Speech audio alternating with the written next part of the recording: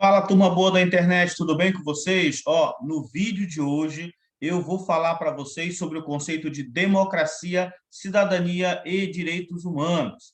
Esse vídeo faz parte de um pacote de aulas do segundo ano que trabalha a ideia da democracia e da cidadania no Brasil, ok? Fique atento, vem comigo até o final desse vídeo que você vai ter muito conteúdo de sociologia. Não te esquece, dá o teu apoio para o meu projeto na internet, te inscreve no canal, ok? Botãozinho vermelho aí embaixo, dá o teu like para que o YouTube possa apresentar o nosso vídeo para outras pessoas e compartilhe esse vídeo com os amigos de escola, de ensino médio, de cursinho, de faculdade e Brasil afora.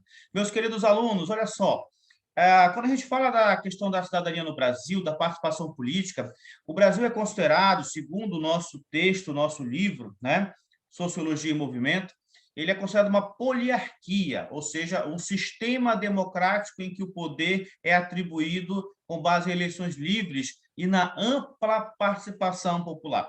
Essa ampla participação, porque todos os segmentos podem disputar eleições, eles podem tentar chegar ao poder, ganhar cargos no legislativo e no executivo. Você tem as elites rurais, elites urbanas, classe média, movimento operário, trabalhista, todos acabam participando desse processo. Essa estrutura formal, por si só, é importante que você fique atento a essa situação, ela não garante a democratização dos recursos produzidos, né, no Brasil. Você, por exemplo, é aquela velha história, meu querido aluno, existe lei, existe direito, mas o direito não vai atrás de você.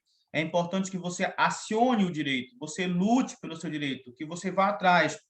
E isso você faz muitas vezes através dos movimentos sociais, ou acionando um advogado, e assim sucessivamente.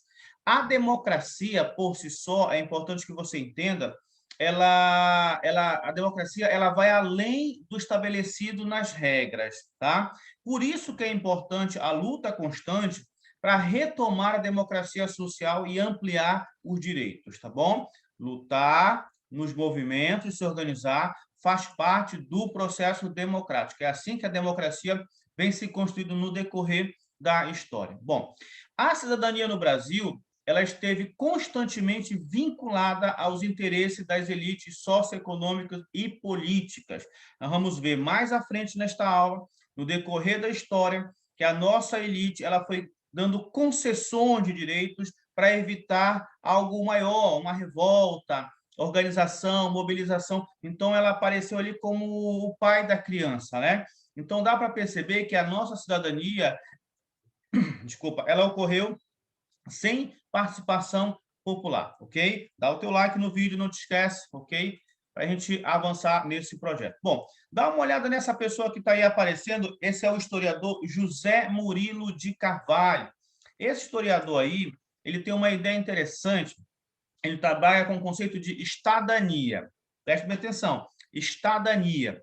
Esse conceito, segundo ele, diz que os direitos seriam resultantes, no Brasil, de uma concessão relativa do Estado e feitos de cima para baixo, ok? Apesar até de uma certa mobilização, apesar de uma certa organização, mas o Estado toma isso. Isso é muito comum, você vê muitos governantes colocando na sua pauta, eu concedi, eu fiz, etc. É fruto de um processo de reivindicação popular, mas o Estado incorpora esse processo. Eu queria citar um exemplo para você, né, antes de avançar, que é o caso da abolição da escravidão.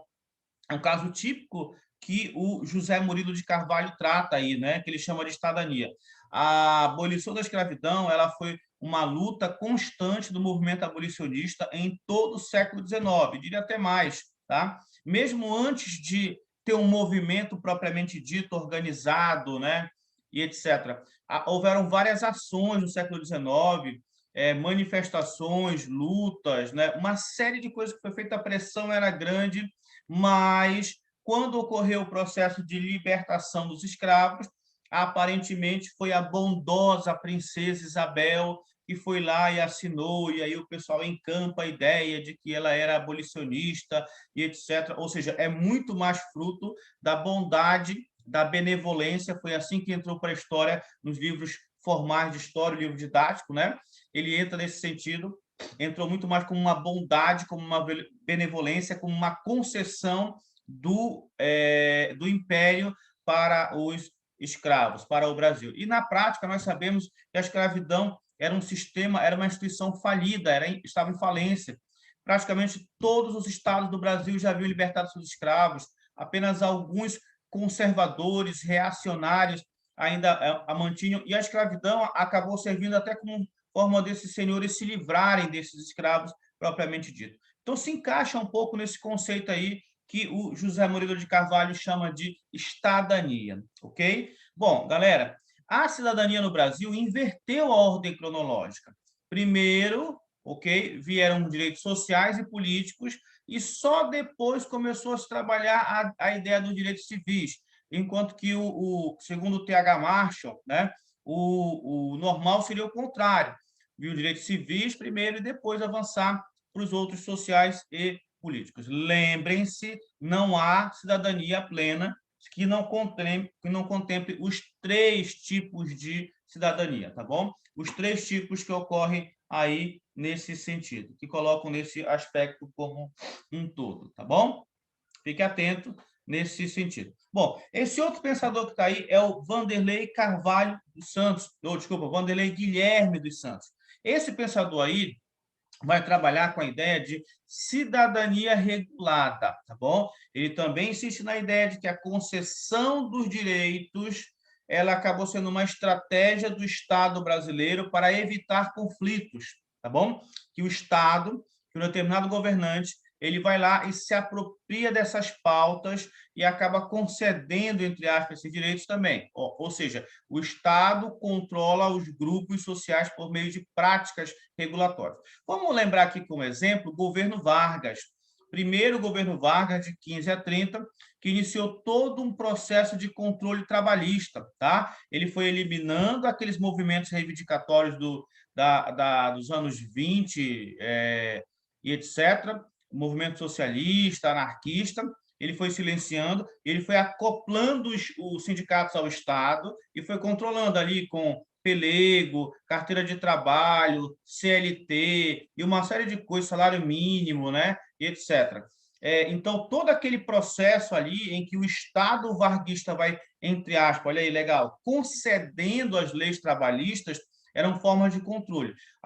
Muitos falam, inclusive, que Getúlio Vargas ele concedia o salário, o direito trabalhista com uma das mãos e controlava com mão de ferro os sindicatos, os movimentos operários com a outra mão. Por exemplo, ele criou o imposto sindical, mas ele só repassava o imposto sindical para o sindicato que fosse, entre aspas, reconhecido pelo Ministério do Trabalho, ou seja, atrelado ao Ministério do Trabalho, ok? Fique atento, essa é uma questão importantíssima. Essas imagens que estão aparecendo aí já é de um outro momento, nós vamos comentar posteriormente aí, que é a chamada ditadura militar no Brasil, tá bom? Vamos lá, então.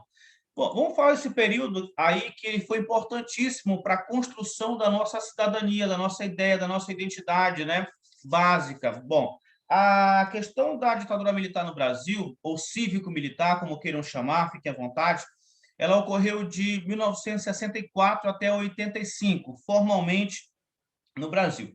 Segundo a maioria dos especialistas, ela significou um retrocesso à construção da democracia e dos direitos humanos no país, tá bom? Isso aí tudo você já sabe porque o AI-5 foi instituído, não havia direito de defesa, né? Os movimentos sociais foram os mais perseguidos, ok? É por isso que a classe média, ela sente falta do regime militar, né? Porque quem mais sofreu foi a classe pobre, né? Sindicalistas, movimentos rurais, lutavam pela terra, esses aí sofreram e apanharam durante muito tempo, né? E uma classe ali foi beneficiada pelo regime militar, tá bom? Por isso você vê nas pesquisas e nas manifestações o pessoal querendo a volta do regime militar, eles querem a volta a esse modelo que privilegia algumas classes no Brasil, tá bom? Ó, movimentos sociais, populares e sindicais passaram a exigir a distribuição dos bens na época. E aí começou a ter toda uma... No início da ditadura militar, acho que até 68, 69, ainda houveram muitas manifestações, a formação da Frente Ampla, movimento estudantil, uma série de coisas que ainda se mobilizavam, né? A partir de então. Eles começaram todo um processo de luta, de reivindicação. E esse processo de luta ele foi sendo destruído gradativamente pelo regime militar, não permitindo mais esse processo, né, de manifestação. Só lá no final dos anos 70 há um retorno gradativo das lutas, ou seja, a luta pela redemocratização ela começa a se organizar novamente, e aí vem a Constituição de 88, que passa a incorporar, devido a todo esse período do regime militar no Brasil, ela passa a incorporar, né, uma série de coisas ali de direitos civis e direitos políticos. Dá uma olhada aí na foto, né, na promulgação da Constituição de 88, que é considerada uma Constituição cidadã, que instituiu, entre outras coisas, como elemento de participação o plebiscito, né, como uma participação direta do povo, e uma série de outras coisas de garantias que, repito, está na lei, está escrito, mas você tem que lutar e ir atrás, acionar o seu direito para que ele possa prevalecer. O direito não vai atrás de você na sua casa, não vai bater na sua porta, ok? Ele vai geralmente atrás. Outro momento de intensa ebulição, que os livros já colocam, são as manifestações de 2013, né? Você tem algumas imagens aí dessas manifestações, elas começaram por conta de um aumento na passagem da tarifa urbana na cidade de São Paulo, e ela começou a se espalhar por vários cantos do Brasil. Elas já são frutos das redes sociais, da internet, né? Sem que o Estado pudesse controlar, desmantelar e etc. E uma questão importante dessas manifestações, dessa questão toda, é que elas não começaram com nenhum partido político, que era muito comum no Brasil, né?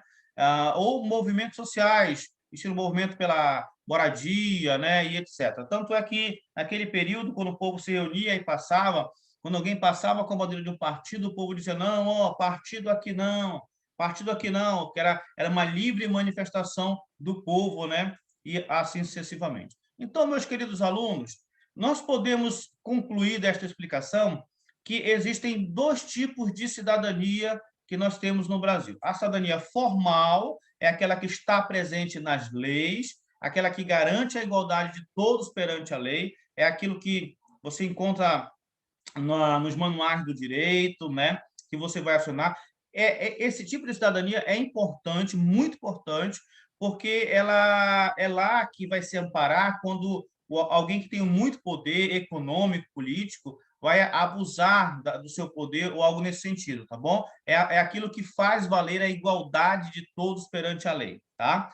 Mas existe a cidadania do dia a dia, do cotidiano, da prática, que é a cidadania real, ok? Essa daí é a prova que não existe plenamente igualdade entre as pessoas. Aí é que eu digo, tem que lutar para alcançar a igualdade, ou seja, prevalece a desigualdade em todas as esferas, tá? É importante considerar isso. Ó, não te esquece, dá teu like, ok? Apoia o nosso projeto na internet e vamos avançar na educação como um todo. Tem algumas charges aí para finalizar. Uma das coisas que a gente percebeu a diferença, a desigualdade do Brasil agora foi com as aulas online, os que têm acesso ao que não têm. Essa conta vai chegar para o Brasil posteriormente.